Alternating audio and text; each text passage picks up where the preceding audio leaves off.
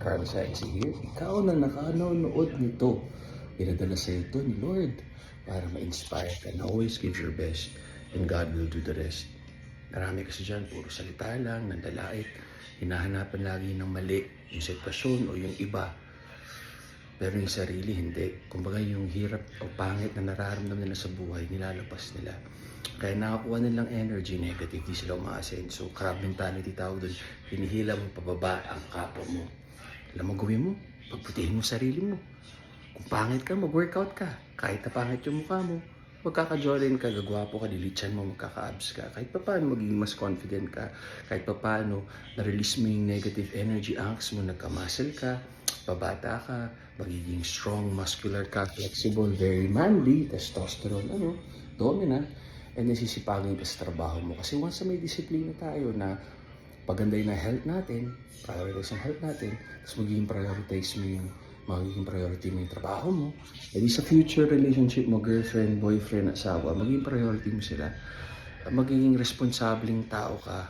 Tapos, at the same time, para meditation tsaka therapy, yung pag-workout, yoga, cardio, kung ano man, running, yung high na nakuha mo dun, so communicate ka with God, kung ano man yung religion mo, diba? Ang mahalaga may paniniwala ka.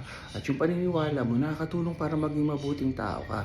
Ito, hindi ito magandang halimbawa, pero kung naniniwala ka na yung TV, ang gumawa ng buong to at siya yung Diyos, pero mabuti kang tao, marespeto ka, magalang ka, matulungin ka, edi kesa naman dun sa tinawibigay na example ng religion.